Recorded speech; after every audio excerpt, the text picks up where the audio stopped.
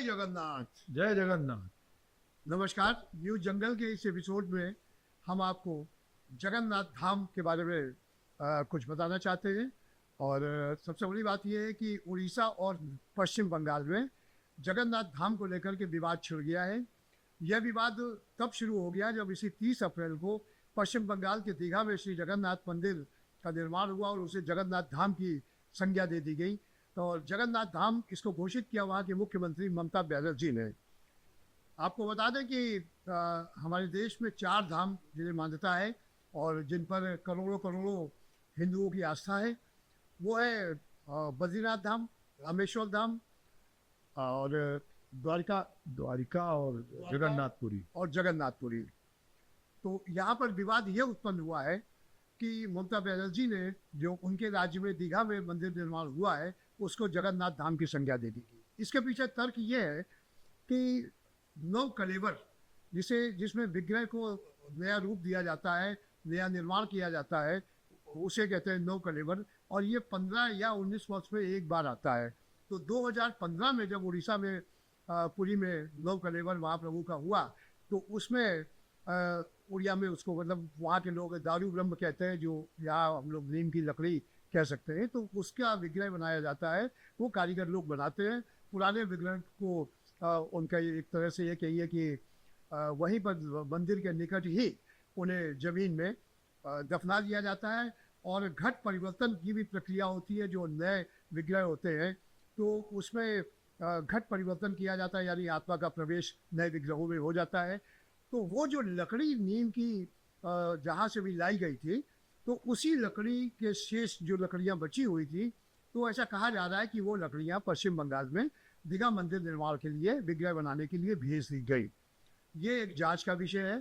तो अब चूंकि उसी लकड़ी के विग्रह बनाए गए हैं, तो पश्चिम बंगाल के लोगों को, वहाँ की सरकार और वहाँ के कुछ जगन्नाथ भक्तों को लगा कि ये भी पुरी के जगन्नाथ धाम के बराबर ही मंदिर कहलाएगा, तो इसलिए जगन्नाथ धाम कह दिया गया। इस पर उड़ीसा की सरकार और पश्चिम बंगाल की सरकार के बीच बिल्कुल सीधी सीधी लड़ाई हो गई। लड़ाई कहा जाएगा तो वाक युद्ध चल रहा है और उड़ीसा की सरकार ने कड़ी आपत्ति जताई है। यही नहीं, जो भी महाप्रभु के प्रति आस्था रखते हैं और जगन्नाथ धाम दर्शन को जाते हैं, उनको सबको ये बुरा लगा कि जगन्नाथ धाम तो एक ही है। एक देश में 2 धाम, मतलब 4 धाम हो गए, 5वां धाम तो हो ही नहीं सकता। और एक ही जिन्हें हम ईश्वर मानते हैं, महाप्रभु मानते हैं, उनका एक धाम और बन जाए तो उसको कैसे मान्यता मिल सकती है। लेकिन ये आस्था की बात है। अब ममता बनर्जी को सवालों को घेरे में लिया जा चुका है। और इधर उड़ीसा सरकार के पृथ्वीराज हरिचंदन जो कानून मंत्री हैं, उन्होंने जांच के आदेश दिए। श्री जगन्नाथ मंदिर प्रशासन के जो मुख्य कार्यकारी अधिकारी हैं, अरविंद पारी को ये जांच सौंपी गई है कि ये नीम की लकड़ियाँ, वही जो नौ कलेवर वाली लकड़ियाँ वहाँ कैसे गई, वहाँ बिगड़ी लकड़ियों का कैसे बना, ये तमाम चीज़ों में जांच चल रही है। बहरहाल चूँकि आस्था का विषय है और एक तरह से ये कहिए कि जो हिंदू मत है वो उसकी आस्था जगन्नाथ धाम पुरी में है, पुरी में शंकराचार्य की पीठ भी है, तो निश्चित तौर पर विरोध दर्ज किया जाना चाहिए। यूँ तो कहा जाता है जगन्नाथ भगवान के मंदिर विश्व में एक नहीं सैकड़ों सैकड़ों मंदिर हैं महाप्रभु के, तो लेकिन धाम तो एक ही है। जो कि अब आपको एक बात और थोड़ा सा इतिहास में ले चलते हैं कि ये जगन्नाथ धाम 1174 में इस मंदिर का निर्माण किया गया था। और कलिंग शिल्प, जो विशेष शिल्प वास्तुकला पर आधारित है, वो उसके आधार पर इस मंदिर का निर्माण हुआ था।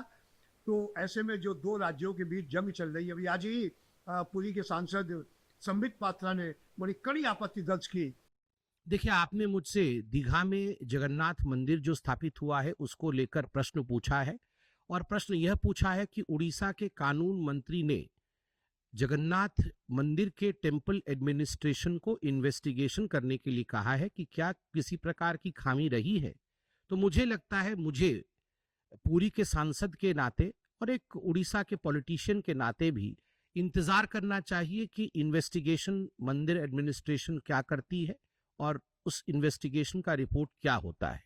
मगर मैं एक बात को लेकर बहुत घोर आपत्ति करता हूं, विश्व में जगन्नाथ धाम केवल एक ही है, द्वितीयो नास्ति।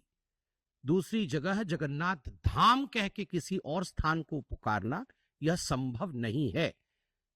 भारतवर्ष में चतुर्धाम है, सनातन में चतुर्धाम है, 4 धाम है, और उनमें एक बहुत ही महत्वपूर्ण धाम जहां नारायण स्वयं निवास करते हैं, जिसको पुरुषोत्तम क्षेत्र और श्री क्षेत्र कहा जाता है, वह जगन्नाथ धाम पुरी है। और इसमें किसी प्रकार का संशय किसी को नहीं होना चाहिए कि कोई और स्थान जगन्नाथ धाम के नाम से बुलाया नहीं जा सकता है। पुरुषोत्तम क्षेत्र और श्री क्षेत्र केवल और केवल पुरी है, जहां स्वयं महाप्रभु निवास करते हैं। और उन्होंने ममता सरकार को आड़े हाथों लिया। इस समय भाजपा पूरी तरह से इस धाम विवाद को लेकर के गोलबंद हो चुकी। हमारे साथ बातचीत करने के लिए मौजूद है कानपुर इतिहास समिति के महामंत्री अनूप शुक्ला। अनूप जी, क्या लगता है, ये चूंकि एक आस्था की जंग है और बहुमत पुरी के जगन्नाथ धाम की तरफ अधिक लगता है, तो आपको क्या लगता है कि क्या इस पर होना चाहिए, और जो भी आपत्तियां दर्ज की जा रही है या उसको जो डिफेंड कर रहे हैं पश्चिम बंगाल के लोग, उस पर आप क्या कहना चाहेंगे? महेश जी, कोई भी धाम जो पूर्व में आस्था के साथ बने हैं, जो चारों धाम, उनमें कोई नया धाम तो संयोजित हो ही नहीं सकता, और कि कोई नया मंदिर निर्मित हो और उसे जगन्नाथ धाम की संज्ञा हो।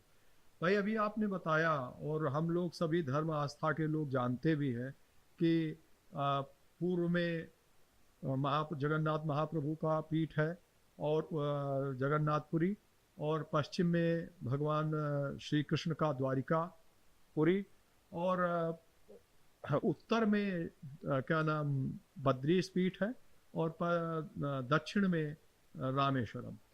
इसी प्रकार आद्य जगतगुरु शंकराचार्य ने भी उसी ढंग से किया।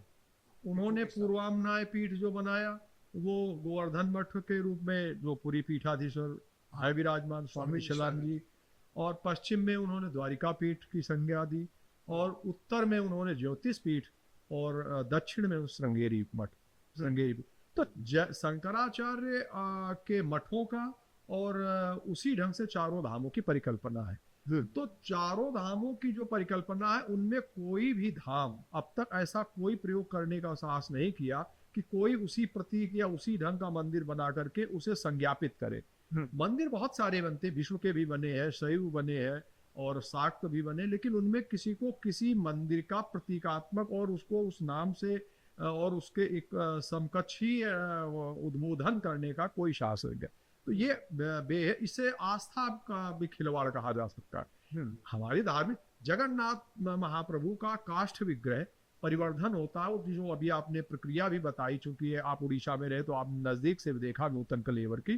तो नूतन कलेवर की विधा में एक तो हमारा महाप्रभु का वो विग्रह और मंदिर का बेहद महत्वपूर्ण यूं होता है कि जो पीठ जो चली आ रही पारंपरिक पीठ है, और यदि आज उसमें परिवर्धन करके एक नवनिर्मित पीठ को हम जगन्नाथ मंदिर, तो हम जो सामान्य रूप से अब तक पारंपरिक रूप से जगन्नाथ मंदिर, अनूप जी, जगन्नाथ धाम की संज्ञा दी गई। विवाद यहाँ पर है, मंदिर की बात नहीं है। हाँ, मंदिर नहीं, तो जगन्नाथ धाम, चूंकि जो जगन्नाथपुरी में जगन्नाथ धाम की ही संज्ञा से हम लोग जाते हैं, जो चारों धामों की परिकल्पना के रूप पश्चिम बंगाल में बनाया गया दीघा में, लेकिन वो जगन्नाथ धाम उसको भी यदि कहा जा रहा है तो हमारी परिकल्पना में फिर ये प्रश्न आएगा कि हम कौन से जगन्नाथ धाम गए। हर बार ये प्रश्न उभरेगा कौन से जगन्नाथ धाम गए। जी जी। जबकि हमारे लिए जगन्नाथपुरी ही जगन्नाथ धाम जो पहले से पारंपरिक रूप से चला आ रहा है, ये वही स्वीकारोक्ति है। जब हमारा अन्य होगा तो हमें खुद में ही अपने आप में प्रश्न उभरने लगेंगे कि हम कहाँ गए थे, कौन सही पीठ है, कौन प्रधान पीठ है। थोड़े दिनों बाद हमारे पास ये होगा कि प्रधान पीठ कौन सी है। हो सकता है प्रधान पीठ उसे माना जाने लगे और जगन्नाथपुरी वाली पीठ, उड़ीसा वाली पीठ को द्वितीयक मान लिया जाए।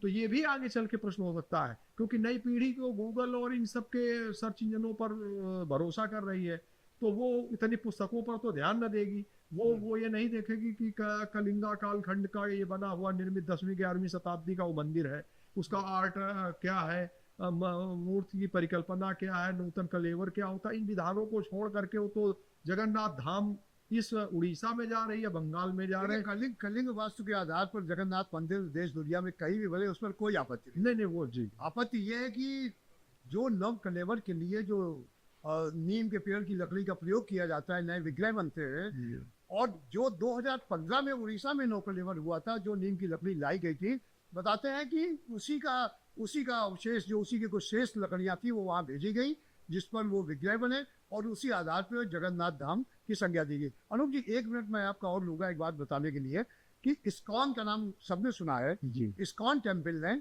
बिल्कुल पुरी में हूबहू जगन्नाथ टेम्पल की इमिटेशन कह लीजिए, पूरे उसी अनुकृति कह हाँ, लीजिए आप। प्रतीक हाँ, मंदिर। तो वो मंदिर अनुकृति। बनाने के लिए उन्होंने भुवनेश्वर पुरी विकास प्राधिकरण से नक्शा पास करा लिया। तो ये बात जब मैं शंकराचार्य जी का एक इंटरव्यू के सिलसिले में गोवर्धन पीठ गया वही पुरी पर, तो ये जब मुझे मालूम चली तो ये मैंने अनायास उनसे प्रश्न पूछ लिया। तो उन्होंने कहा ये हो ही नहीं सकता, इसका मैं विरोध करता हूँ कि पुरी धाम में जगन्नाथ मंदिर के समानांतर कोई उसी आकृति का, उसी तरह का कोई और मंदिर बने, ये उचित नहीं होगा। तो तब मैं उन दिनों एक नेशनल मैगजीन इंडिया टुडे के लिए काम करता था, तो ये स्टोरी मैंने वहाँ की इस पर, और जब ये स्टोरी छपी तो वो नक्शा रिजेक्ट कर दिया गया था लोगों की आस्था, क्योंकि एक प्रतिक्रिया लोगों में आ गई थी। आज इस जगन्नाथ धाम जो दीघा में पश्चिम बंगाल में घोषित किया गया है 30 अप्रैल को, उसको लेकर के उड़ीसा में बड़ी तीखी प्रतिक्रिया, न केवल उड़ीसा बल्कि जिनकी आस्था, हर वो हिंदू जिसकी आस्था भगवान जगन्नाथ महाप्रभु पे, वो आक्रोशित है। तो मेरा मतलब ये प्रश्न ये है कि जो ये हो रहा है, ये क्यों हो रहा है? क्या ममता बनर्जी नहीं जानती? वो खुद जो भगवान जगन्नाथ की भक्त हैं, और मुझे याद है 3-3 दिन वहाँ रुकती थी। और नवीन पटनायक जब मुख्यमंत्री थे तो उन्होंने 7 एकड़ जमीन ममता बनर्जी की गवर्नमेंट को इसलिए दी कि वो यहाँ पर कोई गेस्ट हाउस बनाना चाहे। पश्चिम बंगाल के बहुत लोग आते हैं, तो चैतन्य महाप्रभु भी वहाँ से ही यहाँ आए थे। तो ऐसे में उन्होंने ये जमीन दी, और वो पता नहीं उसका निर्माण हुआ कि नहीं हुआ, ये मुझे मालूम नहीं है। तो इतना सब होने के बाद भी एक राज्य की मुख्यमंत्री ये विवाद उत्पन्न कर दे, ये कहाँ तक न्यायोचित लगता है आस्था के लिहाज से? ये कतई उचित नहीं है उसे घोषित करना। देखिए, प्रतीकात्मक मंदिर या प्रति अनुकृति के मंदिर भी बनाना कोई उचित नहीं होता। उससे जो मंदिर प्राधान्य होता है, देव प्राधान्य मंदिर होते हैं, जिन प्रतिमाओं से समाज जानता है उस मंदिर को, तो उस आस्था से भी श्रद्धा के साथ खिलवाड़ इसे कह सकते हैं। भाई, आप देखिए जगन्नाथ जैसे अभी आपने जो किस्सा इस्कॉन का बताया, ये भी अनुचित है, और शंकराचार्य जी ने विरोध किया, उन्होंने बिल्कुल सही किया। देखिए, विरोध इसलिए कि प्रति अनुकृति भी आप उसी जगह उसी के आसपास नहीं कर सकते।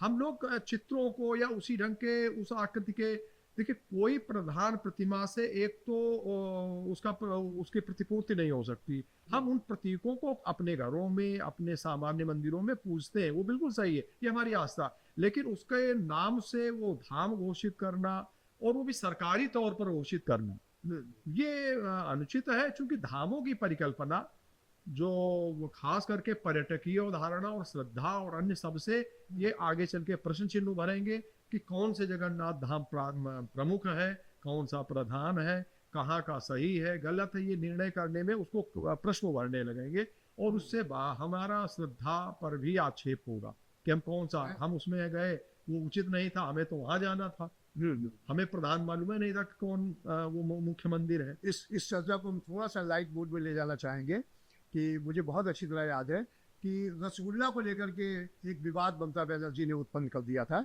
उसके जीआई टैग को लेकर के, कि रसगुल्ला सबसे पहले कहाँ, पश्चिम बंगाल में बना या उड़ीसा में। तो एक प्रकरण ये भी आता है कि भगवान जगन्नाथ ने लक्ष्मी माता को खुश करने के लिए उन्हें रसगुल्ला खिलाया था। रथ यात्रा के दौरान जो कथा है उसमें ये बात आती है। तो ये भी आधार बना, और रसगुल्ला उड़ीसा का ही है, इसको लेकर के उड़ीसा सरकार ने जीआई टैग के लिए बाकायदे, चेन्नई में उसका दफ्तर है, तो उसमें दावेदारी फाइल की थी, और ममता बनर्जी ने भी की थी, उन्होंने पहले घोषित कर दिया। तो अल्टीमेटली ये हुआ कि ये निर्णय जो था ये उड़ीसा के पक्ष में गया। उसकी मुख्य वजह थी पुरी के जगन्नाथ टेम्पल और महाप्रभु जगन्नाथ द्वारा माता लक्ष्मी को रसगुल्ला खिलाना, उन्हें संतुष्ट करने, खुश रखने के लिए रसगुल्ला खिलाने का जो ये लोक कथा है, वो भी उसका एक आधार बना। तो ममता बनर्जी तो पता नहीं क्या बड़ी बनाई चीज़ों को अपने राज्य में शामिल करने के लिए वो चर्चित है, और थोड़ा उन्हें भाजपा के लोगों का आरोप है कि वो अपनी जीत पे अड़ जाती है तो फिर अड़ ही जाती है। जबकि पश्चिम बंगाल में जो भारतीय जनता पार्टी के बड़े नेता हैं, सुकांतो बाबू हैं, दिलीप घोष हैं, इन लोगों ने भी वहाँ के भी हिंदू लोग इस बात का विरोध कर रहे हैं। अब ये देखिए टकराव पश्चिम बंगाल और उड़ीसा के बीच इसको लेकर के चल रहा है। आखिरकार क्या फैसला पश्चिम बंगाल की सरकार जो वो जगन्नाथ धाम घोषित किया है, क्या इसको वापस लेती है या नहीं लेती है, तो वक्त बताएगा। लेकिन फिलहाल महाप्रभु जगन्नाथ धाम को लेकर के दोनों राज्यों के बीच में कटाजुज जारी है। नमस्कार। जय जगन्नाथ। जय जय जगन्नाथ जय जगन्नाथ जय जगन्नाथ আমার কেমতি হচ্ছে কি আজ্ঞা নয় জি মু ঠিক আছে আই এম ফাইন ঠিক আছে কথা বলতে আই পারবি হ্যাঁ জি জি গোটে বিবাদ চালুছি ওয়েস্ট বেঙ্গল वर्सेस उड़ीसा यस दीघा जगन्नाथ मंदिर धाम डिक्लेयर कर दियो तो ममता बनर्जी हाँ अब मैं हिंदी में बात कर रहा हूँ अपनी वेबसाइट के लिए अच्छा बात कर सकता हूँ अभी हाँ जी जी पश्चिम बंगाल के दीघा में एक और जगन्नाथ मंदिर का निर्माण किया गया जिसे ममता बनर्जी ने जगन्नाथ धाम की संज्ञा दी है। और ये कहा जाता है कि इसमें वही नीम की लकड़ी का प्रयोग किया गया जो 9 कलेवर में 1915 में पूरी जगन्नाथ धाम में मंदिर का विग्रह का निर्माण किया गया था। आप इस विवाद को उड़ीसा और पश्चिम बंगाल के बीच जो ये विवाद चल रहा है जगन्नाथ धाम को लेकर के, आप उसको किस नजर से देखते हैं और आपकी क्या टिप्पणी है?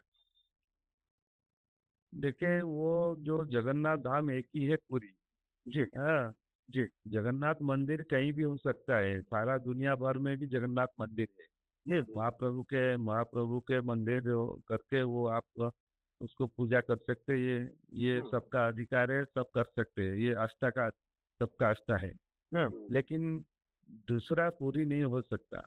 एक पूरी है, एक जगन्नाथ धाम है जहाँ हाँ। प्रभु का है, दूसरा नहीं हो सकता। और दूसरा जो ऐसा करेगा वो जाके दंड अपराध कर रहे हैं। तो वो एक तो ममता बनर्जी जो सोच रहे हैं कि दीघा में ये सब करेंगे, हाँ ये ठीक नहीं है। और दूसरा है हमारा कुछ सेवायत लोग, अगर ये अभी तो लॉ मिनिस्टर उनको इंक्वायरी करने के लिए दिया है, हाँ अगर कुछ नीम का जो लकड़ी जो दारू ब्रह्म के लिए होता है, अगर वो दिया है, कुछ सेवायत ने उनको दिया है विदाउट द कंसेंट ऑफ जो टेम्पल एडमिनिस्ट्रेशन, वो तो इंक्वायरी होने के बाद जो दोषी होगा वो दंड मिलेगा उनको। तो ये इंक्वायरी किसको श्री जगन्नाथ टेम्पल एडमिनिस्ट्रेशन के मुख्य अधिकारी अरविंद पारी को दी गई है या किसी और को? यहाँ इनको दिया गया है, टेम्पल एडमिनिस्ट्रेशन। टेम्पल एडमिनिस्ट्रेशन को। क्योंकि सारा कुछ जो टेम्पल एडमिनिस्ट्रेशन के अंदर आता है ना, और जगन्नाथ मंदिर का सारा कुछ गवर्नड बाय टेम्पल एडमिनिस्ट्रेशन। तो ये दारू ब्रह्म यहाँ से कैसे गया इसकी जांच करेंगे वो? पूरा जांच करेंगे, पूरा जांच होगा। तो मतलब मैं कि- कह रहा हूँ कि हाँ, जब लॉ सरकार भी उसको संवेदनशीलता के हिसाब से लेना चाहिए, त्वरित कुछ होना। क्योंकि यहाँ बहुत सारा जो जगन्नाथ जो प्रेमी है, खासकर उड़ीसा के, जब सरकार ने उड़िया अस्मिता के होके नारा देके वो सरकार आया है, हाँ है, हाँ तो यहाँ जगन्नाथ हमारा उड़िया अस्मिता है। उड़िया अस्मिता है। मतलब कि वहाँ क्या माहौल है ममता बनर्जी के ये दीघा जगन्नाथ मंदिर को धाम और घोषित यहाँ करने को लेके? बहुत नाराज है लोग, ममता बनर्जी का ये जो इनिशिएशन पर बहुत नाराज है। लेकिन मनोज जी आपको याद होगा कि ममता बनर्जी खुद आती थी, 2-2 दिन रुकती थी जब वो मुख्यमंत्री थी तब भी। और जगन्नाथ भगवान की वो खुद बहुत बड़ी भक्त है। उसके बाद भी आपको लगता है कि इस तरह का फैसला लेकर के उन्होंने कोई बड़ा बचकानी हरकत की? ये देखिए नवीन पटनायक जब चीफ मिनिस्टर थे जी तभी ममता बनर्जी वेस्ट बंगाल गवर्नमेंट को वो 7 एकड़ जमीन दिया है पूरी में। और किसने? नवीन पटनायक ने दिया था किसको? ममता बनर्जी को, वेस्ट बंगाल को गवर्नमेंट। किस लिए? वहाँ पे वेस्ट बंगाल का जो कुछ जाति निवास हो, जो कुछ करना है वो कर सकते हैं। अच्छा उनको जमीन दिया है पूरी में, वो जो कुछ आपको करना है पूरी में वो कर सकते हैं। क्योंकि बहुत सारा धर्म संस्था को दिया है, इनको भी दिया है, गवर्नमेंट को भी दिया है। हाँ आप देखिए, ये आप, मैं मंदिर के खिलाफ नहीं हूँ, जगन्नाथ आस्था का है, आप जगन्नाथ जी का वो रखते, लेकिन आप जो डेयर कर रहे हैं कि मैं उसको जगन्नाथ धाम करूंगा पूरी, कह रहे हूँ मैंने इसको सारा बंगाल का जो बंगाली टूरिस्ट जो लोग हैं वहाँ पे रहेंगे पूरी, ये संभव नहीं है। वो तो जरूर पूरी आएंगे, लेकिन ये ममता बनर्जी का ईगो है, ये बहुत अहंकार है।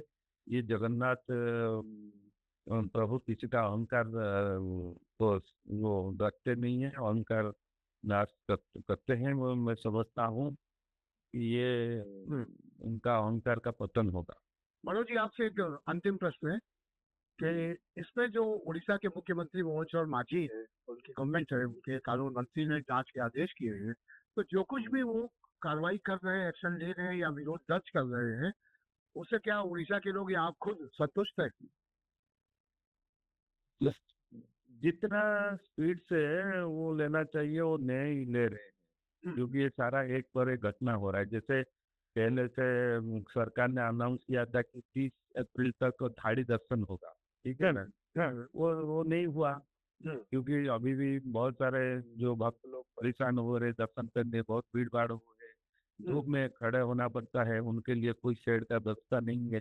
तो ये सब बहुत परेशान हो रहे। जो गवर्नमेंट ने जो इनिशिएटिव, जो स्पीड इनिशिएटिव लेना चाहिए भक्तों के लिए, वो नहीं रहा। वो भी सरकार ने भी अनाउंस किया था फ्री जो अब महाप्रसाद मिलेगा, वो भी नहीं हुआ। हाँ, तो रत्न भंडार का क्या जांच हुआ, क्या कितना क्या मिला, कुछ नहीं मालूम है।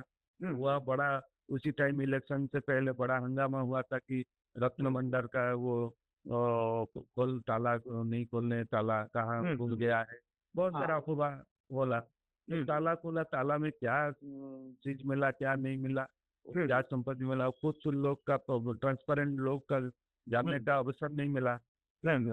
आप महेश जी से आपको कुछ अवसर मिला जानने, आप मिला कि रत्न भंडार में क्या क्या था, होगा क्या क्या था? नहीं तो वही तो क्या है, आप छुपाने का क्या है, आप सार्वजनिक करना चाहिए था क्या रत्न भंडार में क्या था। Thank you very much Manoj जेरा जी। तो ये थे मनोज जेरा जी, जो उड़ीसा के जाने माने सामाजिक कार्यकर्ता है और जगन्नाथ धाम के परम भक्त हैं। और ये संभवतः इनका जब भी मन करता है हफ्ते में 3-3 बार पूरी टेम्पल चले जाते हैं दर्शन के लिए। मैं भी इनके साथ जाएंगे। हाँ, मुझे भी जाने का मौका मिला। धन्यवाद मनोज जी, बहुत बहुत धन्यवाद। जी जी जी, जय